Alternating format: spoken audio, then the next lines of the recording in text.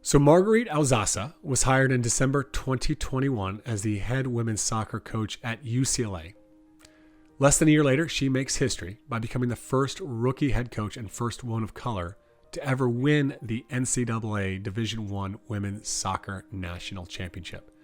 It's an amazing story, one that you might have already heard. But that's not the biggest reason that she is our guest on the podcast these next two episodes. She's with us because of the type of leader she is, the type of person she is. I know you're going to sense that and feel that in this interview, as well as you're going to really appreciate and find a lot of value in this interview because it isn't just a bunch of coach maxims and great sayings. I think what I really appreciate, or one of the things that I really appreciate about Marguerite, is that she's willing to share, to really get into the details of how she has built that culture. She gets into, in this episode, into the first 90 days of how she laid that foundation.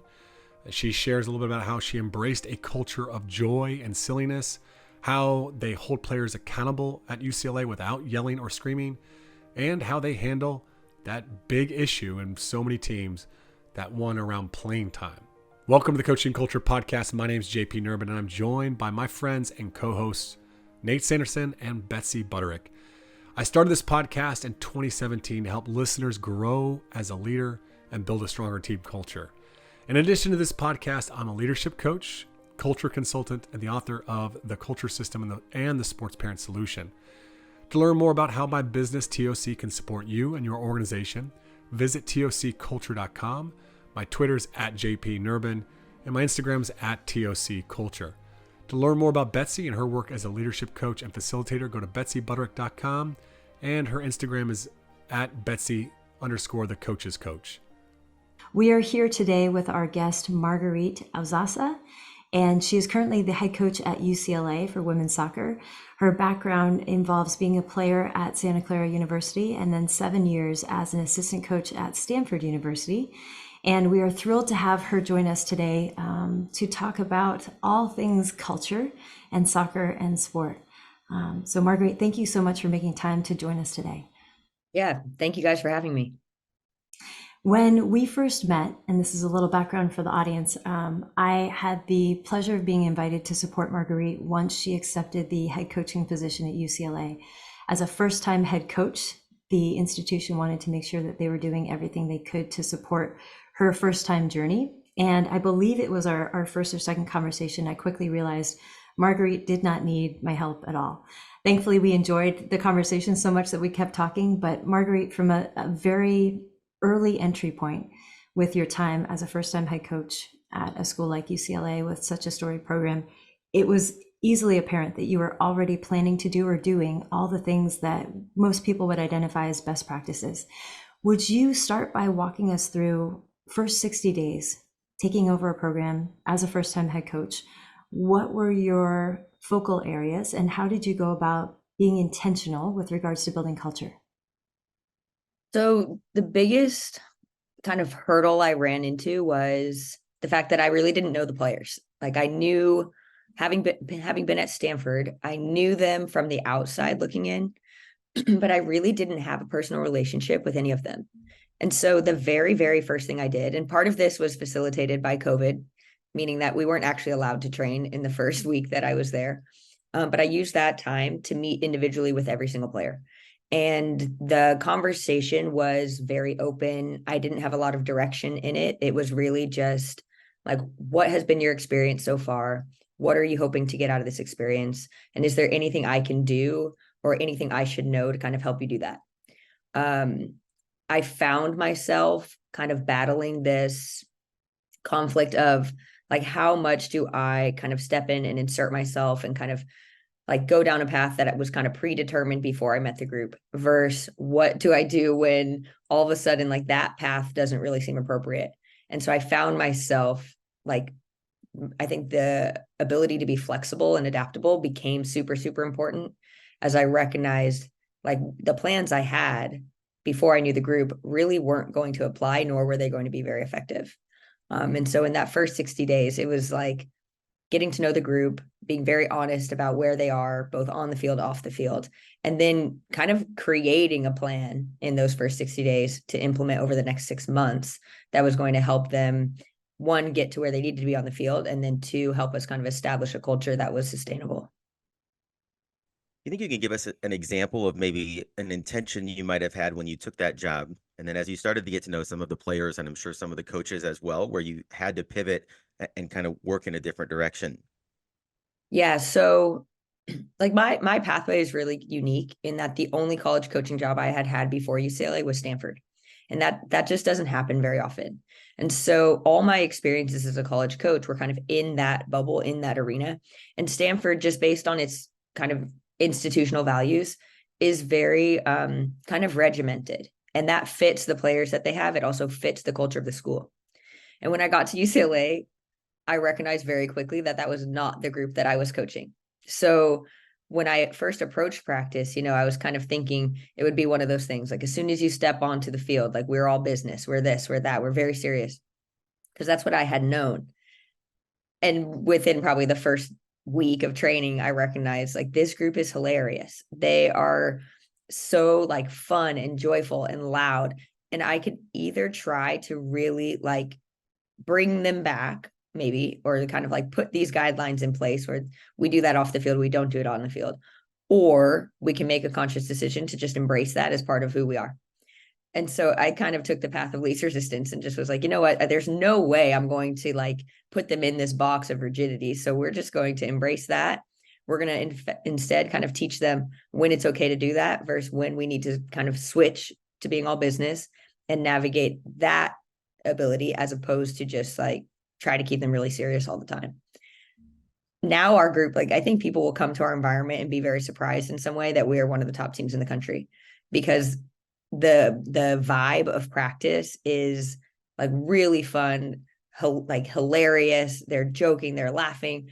And sometimes I think people would look and be like, wow, this team is not very serious, but they kind of are very good now at switching between like kind of uncontrolled laughter to, okay, now next 5 minutes, we need focus. So just a quick timeout in this conversation to tell you about why you should consider subscribing to the TOC newsletter. Every Thursday, you'll receive a short article from Nate or myself, and you'll also receive the notes to each episode of the podcast, as well as our top 10 podcast episodes and my top 10 articles. Subscribe using the link in the description of this episode, or simply go to tocculture.com and click on newsletter. And Marguerite, you've just given everyone a perfect example of why I mentioned before that you were already doing the things that would be understood to be best practices for many coaches across different sports. When you talk about this flexibility, and I think that that's where a lot of coaches today find themselves challenged, is adapting to coaching this generation of student athletes. But you so easily like, oh yeah, the plans I had are going to go out the window in service of the people that are in front of me, which again, I hold so much gratitude for. Talk a little bit, if you will, about how did you go about teaching your team to recognize those moments of when we can be our authentic selves and joyful and goof around, and when it's time to get serious? How was that taught? Yeah, so a lot of it just came to being very clear about what those moments were. So for instance, like you can be joking, you can be laughing, making jokes, that like our team is doing cartwheels like at times. But as soon as soon as a coach is making a point, or as soon as a coach is talking, that means you have to be quiet. Because we're not going to sit here and try to speak over you. Now we are fairly patient and like we'll kind of wait for a lull in the laughter to kind of like make our point. But they know, okay, as soon as we're talking, that means we're serious. Water breaks and stuff like that, we probably give them an extra 2-3 minutes to goof around. And that's just, we've just kind of accepted that. But they know, again, as soon as the exercise starts, we need focus. There are times where we can feel the momentum of the practice going a little goofy, and we'll kind of like do a intentional reset, and we'll say, look, we need you for 4 more minutes, and then kind of let them go again. So I think just through practice and repetition, they've really learned like what are the moments we can be like goofy and laughing. What are the moments we need to be a little more serious? Sometimes at the beginning of training too, we'll kind of set the tone where it's like, look, you guys, today we got 45 minutes. We need to be super serious. Can you do that for us? And then it kind of, sometimes yes, sometimes it's no, but we kind of will like set the tone of training kind of in that little pre-practice huddle. In listening to a couple of conversations that you've had on some other podcasts, you talk about kind of the balance or the ability in your program to both compete at a really high level and have a great time doing it. And I think a lot of times coaches feel like those two things are mutually, exclusive. You can be one, we're going to be serious and we're going to be hardworking and we're going to, aspire to greatness, but at a consequence of having fun. So how do you balance those two things within your program?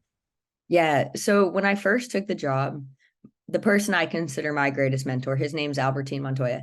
He said that to me. And the reason he is such a huge influence in my life is because he was my coach for 10 years plus when I was a youth player. And when I took the job, like he's like, just remember, Mark, like you do not have to be like super serious. You can be one of the best teams in the country and you guys can have an absolute blast. Like people will say you can't, but you can. And that just stuck with me. And I think when I met the group, it seemed even more natural to do that. So for us, like we embrace competitiveness, but we also recognize and acknowledge that like competitiveness, honesty, like holding people accountable, all of these things, like they don't have to be harsh. And I think when you are able to kind of dispel that myth, then all of a sudden like competition is fun. Holding people accountable doesn't have to be as like implosive maybe or disruptive as it's kind of made out to be. And so when you limit those disruptions or kind of create a space where kind of the parts of competition that take away from fun are a little more innocuous, then I think the fun comes out. And so we just really focus on that, where it's like competition is fun. And we will say, like, if you don't enjoy competing, this may not be the level for you, which is just the truth. We'll do like make competition funny where you're still working hard. Like we'll do a thing in training where if we're doing a 3-team tournament, the team that's out will say like, well, this is not real betting, so NCAA can't get upset, but we'll say like, choose which team you think is going to win. And if the team that you think is going to win loses, oftentimes like you do the running with them. So it's like you kind of put a little weight on the competition, but it's still funny. They are like cracking up when they choose a team that, hasn't won a game or whatever it is. The other piece is like going into big games. I think that's really a good time to set the tone of like this level of competition, this level of pressure is fun. And then I think as a staff, we have a huge responsibility to set that tone in that, like when our players make mistakes, we tell them like, we will only yell at you if you don't run back. Like, I'm never going to yell at you for trying something. I'm never going to yell at you for expressing yourself. We talk about like the variance and variability within our team is a really, really powerful thing. So the way we coach is very much like putting guidelines as opposed to putting restrictions. And I think because of that, like there's a lot less anxiety that our players associate with competition. That was a lot of things. Yeah, I was going to say, you mentioned so many things that I have this desire to do a deeper dive on. I want to rewind a little bit and focus on what we hear as one of the major challenges for coaches across sport today, which is accountability. Layering onto it the fact that one of the hallmarks of Gen Z is that they are disproportionately focused on obtaining peer validation. And so what we hear from coaches are kids these days are afraid to hold each other accountable. What we know to be true is that within that phrase, what's most accurate is kids these days may not yet have the skills to know how to hold each other accountable in a way that doesn't also threaten the relationship. Talk to us, if you will, about how do you teach that skill of accountability doesn't mean the end of a relationship within your program? Yeah, so there's kind of two pieces to it. I think the first one is modeling. Like we hold our players accountable all the time, but we almost never call someone out. We almost never raise our voice.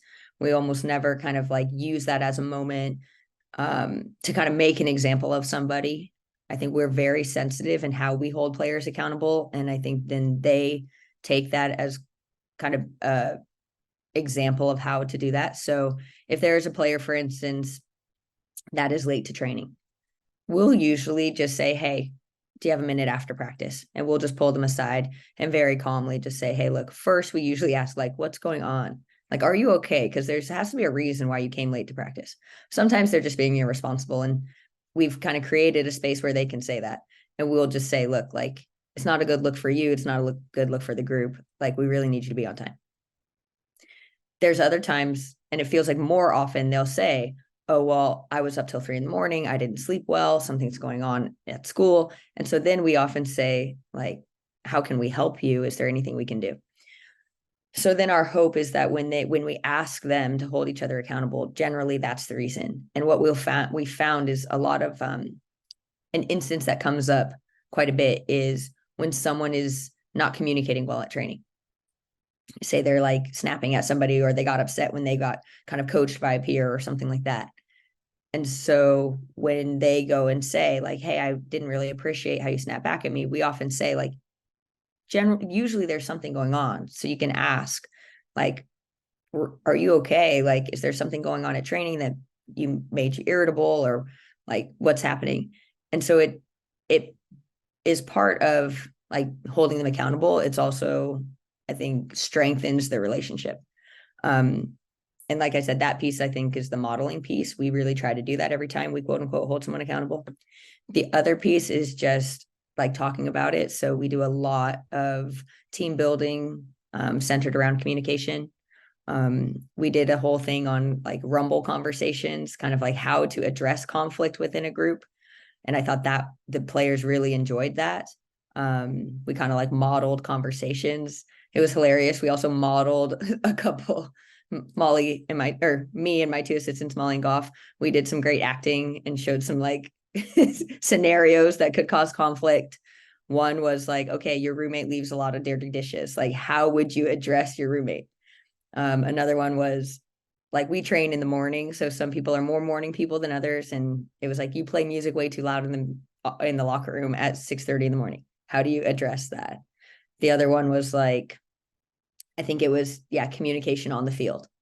And so it was a big laugh. Everyone was cracking up, but some of our players would be like, okay, so I talked to my roommate and I was able to use the conversation. So kind of in 2 ways, we're very intentional, the modeling piece, and then kind of like actively teaching them and rehearsing some of the tools they could use to address conflict and hold people accountable. All right, just a quick timeout to tell you about my latest book, The Sports Parent Solution, Proven Strategies for Transforming Parents from Obstacles to Allies. This groundbreaking book gives you the strategies and methods you need to transform the parent culture in your team, allowing you to better support each athlete's growth, improve your team's performance, and create an extraordinary experience for everyone involved. It's available on Amazon and Apple Books. You can learn more about it and download the bonuses at my website, tocculture.com. One of the things that I always appreciated about how you built culture and how you develop team dynamics within the program is exactly what you were just explaining, the different types of exercises that you've done. One thing I noticed about the way that you and your staff coach that may be different from other programs is within your program, team building, leadership development is never a one-time thing. It's a consistent touch point within the program throughout the season, not just in year 1 either, but in year 2 as well. Talk to us a little bit about what are some of the ways that you're intentional about helping the players continually get to know each other while also learning more about you and your staff. Yeah, so throughout the season, we kind of structure time for relationship building. A lot of it is through, we call it team development. And the reason we call it that is sometimes it's more your traditional like team building exercises, mouse traps and stuff like that are not really soccer related. Other times it'll be conversations about the game. It's just kind of a umbrella term we use to help our team get better off the field. My assistant Molly, she heads a lot of this, and we really try to balance like we balance those sessions with kind of teaching moments and teaching conversations versus relationship building conversations or relationship building activities. We value them both equally, I would say. And it kind of just depends what part of the season we're in. So typically earlier in the season, we do a little more on the getting to know you side. Later in the season, they're a little more instructional. Some exercises we've done, they're just funny. Sometimes we think it's never going to work, and then it's their favorite thing. One we did this year was Shrinky Dinks. So like our players, I'm sure, grew up making them, but you draw on a little plastic and then we bake it and it closes down. So we did like personal mantras. So it's, you know, something you say to yourself when you're feeling down or when you're feeling unmotivated or whatever. And so they created those. And then if you wanted to, you could share it with the group. That turned out to be a really fun thing and very insightful. So like what I say to myself is completely polar opposite of what, for instance, my assistant Molly says. And it was really cool to see, okay, like when I'm struggling, this is what I say. What I say is, we're going to figure it out. That's just like what I say. And it was so funny because the girls kept saying like all of these things you say like are so representative of your personality. Like almost everything someone said, it's like, okay, my hardest moments is what I say to myself.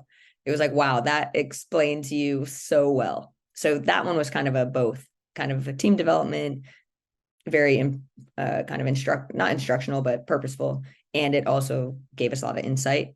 Other ones will do like, I think Molly calls it speed friending, but you know, like one group is sitting, one group is standing, and we just like ask rapid fire questions. And it's just like, okay, you got 15 seconds, answer. Okay, everybody rotate 15 seconds.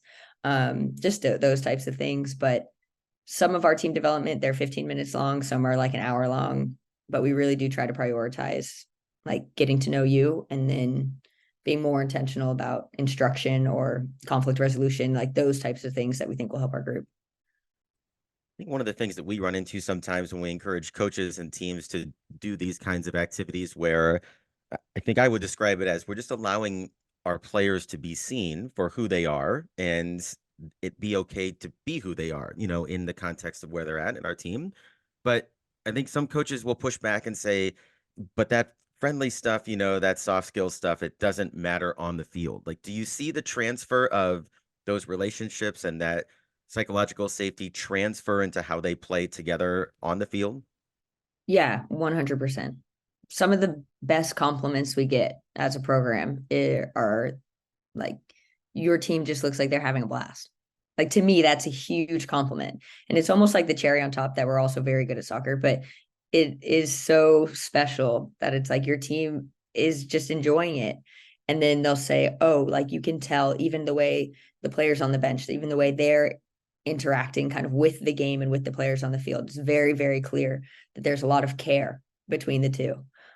We had a great example this year where kind of our starting outside back, she's a transfer student, and the player that kind of competes with her also a transfer student. So they're both like first year players on our team.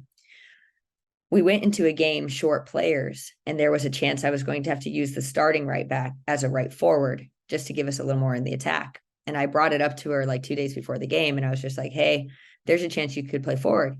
She goes, oh, so does that mean Emily will play right back? And I was like, yeah. She's like, oh, that's great. Oh, she's going to kill it. She's got it. And it shows in those moments where like I feel our players rally around each other to be successful on the field. And when like you have players doing that, kind of making their best effort so that you're successful, obviously I think the level of play just skyrockets. There's very little, I think, resentment within the group. We often say, like, if your best friend on the team is complaining about playing time, like your kind of required response is, wow, like I can tell that really upsets you, but have you talked to the coaches about it? So we try to kind of remove conflict from their environment and encourage them to bring it to us so that then we're the ones kind of managing. So then their environment can stay really positive and can stay kind of just less, not competition, but less conflict between players. That's awesome and so appreciated, Marguerite, about how you're intentional about having very transparent conversations. I'm going to ask a challenging question, and I know based off of what you shared, you're going to figure it out. How do you, let's say you've got a senior starter within the program, and 4 games in, you decide, you know what, they're no longer the best person at this time to start in the upcoming game that we have. Talk to us about timeline, talk to us about conversation. How do you address that with that player, knowing that for them, this is going to be a really big shift? Yeah. So we do a lot of like preemptive conversations.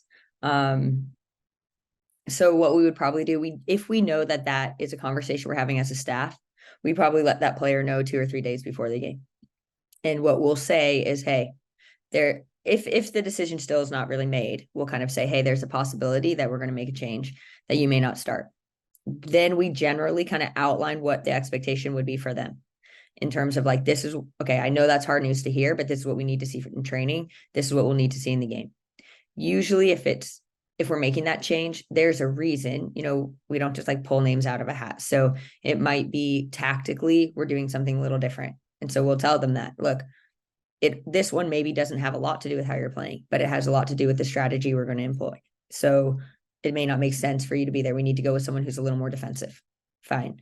It may be performance-based, and we can say to them, this is what we're seeing. We want to give her a chance because she gives us this. If you want to continue to compete in this position, this is what we need to see. And so we try to just be very open with how the decisions are made. I think there's kind of another misconception that like you shouldn't talk to players about other players, or you shouldn't give them too much information or whatever it is. And we constantly tell our players, like, these decisions are not made lightly. These decisions are very, very thoughtful. There's a reason always that we choose one or the other. Sometimes it could be attitude, and we've had that on our team. I'm like, look, I know that you've been performing better, but I also know based on your behavior, the team is not in a place to trust you there. So we're not playing you there.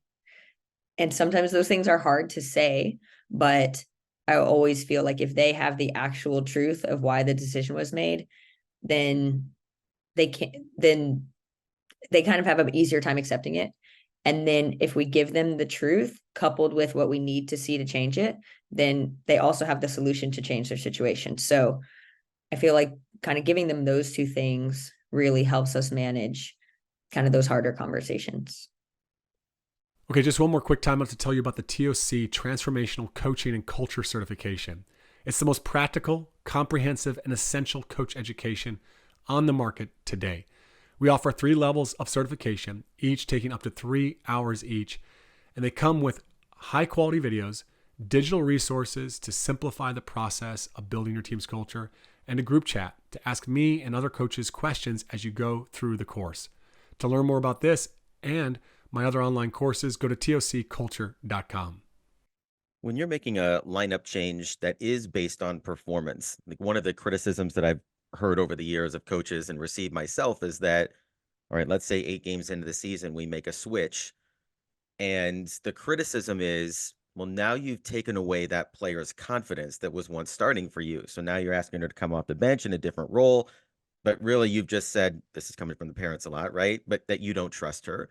And the reality of that in the back of my mind is, well, that's right. I don't trust her because of X, Y, or Z. But how do you try to navigate that in a way that you're trying to not damage her confidence too much, but yet obviously you're still trying to do what's best for the team? I would say confidence is the hardest word we deal with in our entire profession. And whenever when a player says that to me, we always say, yeah, I completely understand. And when it comes to this idea of trust, we don't often say trust. We'll kind of say we'll use reliability kind of as a word, because I think that one's a little easier to hear than I don't trust you is more of I don't feel you're reliable in this situation is maybe a little easier. And when it comes to confidence, we'll kind of say confidence is not built in the game. That's not the time to build your confidence, right? Confidence is built in training. And also, we kind of will always say we're not going to have this conversation with you if we didn't want you to succeed, if we didn't want you to play, I would just keep you on the bench and there'd be nothing really to say. I think the other part of what we hear quite often kind of related to this is when a reserve player is playing and they're well, I never get to play with the starters, so therefore I don't play well when I'm with them. And we we always have to kind of manage the confidence conversation and that conversation kind of separate from what the decision is actually being made on, which is performance. We also are very honest with them when part of playing is being confident. So you're then also asking me to play you and you're not confident. That's kind of a catch-22 a little bit, where I'm you gotta have to decide how, and we're going to help you figure out how to be successful in those moments. Because for you to also tell me well, I don't feel confident, in a weird way, that's actually a reason not to play you, not a reason to play you more. So let's figure out a way to help you build confidence that doesn't have to do with your playing time. But it is really difficult. Like there's no easy way. We'll also say like, it's okay to be upset about this decision. Like that's okay. Being upset also doesn't necessarily relate to confidence. Like you can just be upset. That's fine.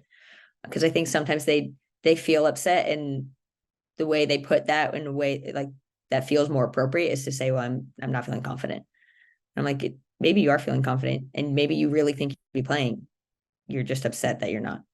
But there's a lot to that. And I do think player by player, you have to be really thoughtful of how you navigate the conversation. But that is a big challenge.